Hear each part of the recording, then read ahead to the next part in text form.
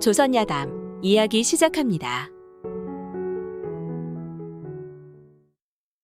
옛날 어릴 적부터 쉰이 넘도록 다정하게 지내온 두 친구가 있었습니다. 한 친구는 나이 쉰이 넘도록 매일 그림을 그리며 세월을 보냈고, 다른 한 친구는 쉰이 넘도록 농사만 짓고 살았습니다. 서로 하는 일은 달랐어도 어려운 때는 서로 도와주면서 싸움 한 번 하지 않고 의좋은 형제처럼 잘 지냈죠. 그러던 어느 해 농사일을 하던 친구가 부인을 먼저 떠나보내게 되었습니다. 부인을 잃고 보니 낮에는 자식들이 일하러 나가고 진종일 말동무 하나 없이 빈방에 홀로 앉아 먼 산만 바라보았지요. 술 생각이 나도 술상을 차려주며 술 한 잔 따라줄 사람도 없는 것이 무척 외로웠지요.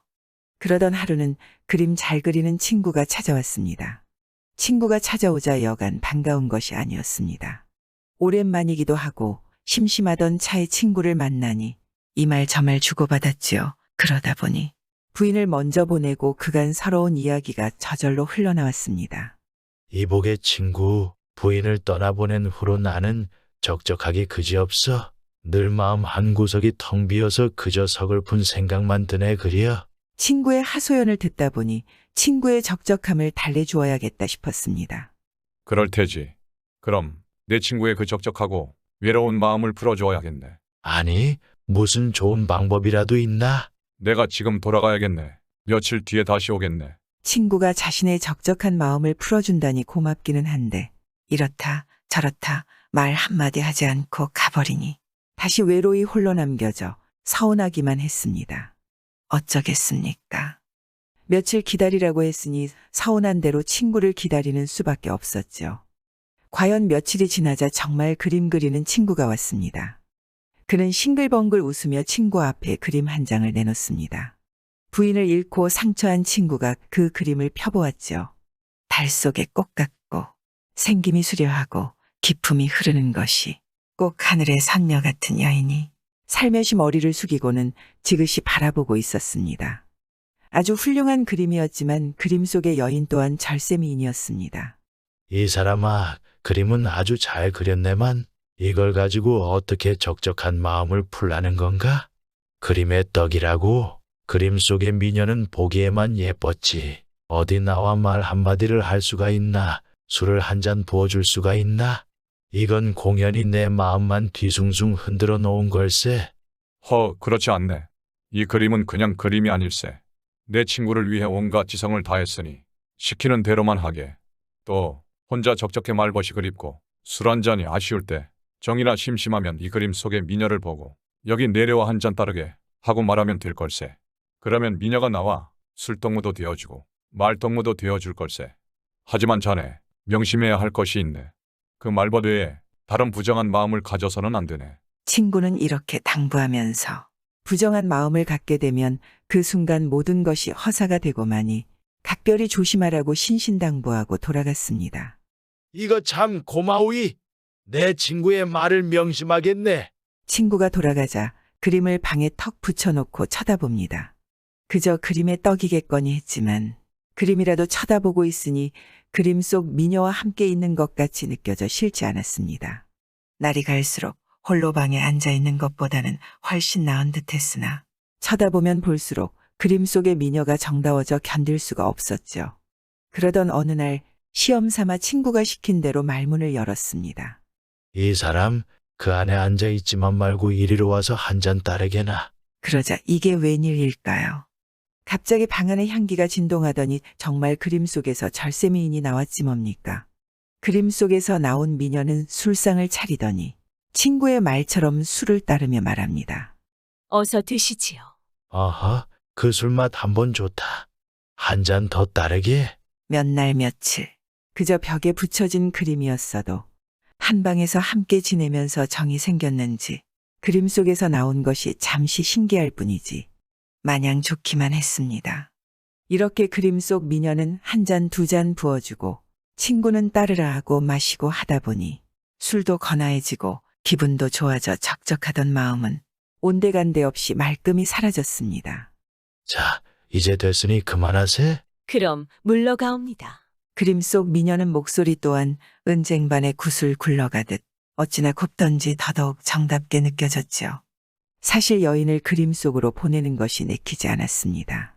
그저 더 있고 싶었죠. 친구의 당부가 있었던 터라 어쩔 수가 없었습니다. 야속하게도 미녀는 눈 깜짝할 새에 다시 그림 속으로 들어가 앉았습니다. 그러자 온방 안에서 진동하던 향기도 사라지고 술상도 온데간데 없이 사라져버렸습니다. 그 후로 상처한 친구는 그림 잘 그리는 친구 덕에 날마다 그림 속의 미녀와 마주 앉아 술도 받아 마시고 서로 말도 주고받으며 매일매일 더할 나위 없이 즐거운 나날을 보냈지요. 무엇이 더 부럽겠습니까? 그렇게 꿈 같은 나날이 하루하루 이어지다 보니 그림 속 미녀에게 딴 마음이 생겼습니다. 달밤에 절세미인이 술을 따라주며 말을 섞는데 어찌 마음이 동하지 않을 수 있겠습니까? 상처한 친구는 친구의 당부는 까맣게 잊어버리고는 그림 속의 미녀를 안고 싶다는 욕정에 사로잡히고 말았습니다. 그러던 어느 날이었습니다. 이날은 술 생각도 없이 그림 속의 미녀를 불렀습니다. 이 사람 이리 나오게. 그러지요. 그림 속에서 나온 미녀는 전처럼 술상을 차리고는 술을 따랐죠. 그러나 오늘은 다른 때와는 다른 마음을 품었기에 술 따위에는 관심도 없었습니다. 오직 선녀 같은 그림 속 여인을 탐하고 싶은 불같은 욕정이 일어 견딜 수가 없었습니다. 미녀가 술을 따라주자 술은 받지 않고 덥석 미녀의 손을 잡았습니다. 왜 이러세요? 한 방에서 지내고 있으니 이제 우리는 부부나 다름없자는가. 내 청을 들어주게. 아니 됩니다. 상처한 친구는 욕정을 자제하지 못하고 미녀가 뭐라고 하던 말던 그 꽃 같은 여인을 와락 품에 끌어안으려만 했습니다. 눈에 보이는 게 없었죠. 그러자 미녀를 끌어안기도 전에 휙 하는 소리를 내며 그림 속의 여인은 종적을 감춰버리고 사라지고 말았습니다. 벽에 걸려있는 그림 속에는 여인이 사라지고 한낱 물거품이 되어버렸던 것이죠. 이제 더는 술도 받아 마실 수 없게 되고 적적한 마음도 풀 데가 없었습니다. 그림 속 미녀가 사라지고 크게 낙심하여 그림 잘 그리는 친구를 찾아갔죠. 그리고 그간의 자신이 한 일을 이야기하며 잘못을 빌었습니다. 그리고는 한 번만 더 그 미녀가 나타나게 해달라고 간절히 청하였죠. 그동안 그림 속 미녀와의 즐거운 시간이 그리워 예전보다 더 적적해 살기가 힘들었던 것입니다. 그러자 그림 잘 그리는 친구는 한숨을 쉬더니 말합니다. 그 여인은 인간 세상의 사람이 아니라 하늘에 사는 선녀일세. 내 한 번 본 적 있어. 자네에게 그려준 것인데 자네의 욕심이 너무 과해. 이제 더는 자네를 돌볼 수 없게 됐네. 달리 방법이 없네. 적적한 대로 그냥 혼자 지내게. 이리하여 상처한 친구는 더 이상 그림 속의 미녀와 마주 앉아 즐길 수 없게 되었다고 합니다. 사람이 욕심이 과하면 아무리 절친한 친구 말도 귀에 들어오지 않는 법입니다. 처음엔 적적함을 달래기 위해 말동무가 있었으면 바랬고 술 한 잔 따라줄 사람이 있어 말이나 통하면 더 바랄 게 없었는데 말입니다. 하나를 가지면 두 개 갖고 싶고 또 두 개를 가지면 다 갖고 싶은 마음 때문에 지금 있는 것마저 사라지고 마는 것 같습니다. 구독과 좋아요와 함께 오늘도 좋은 날 되세요.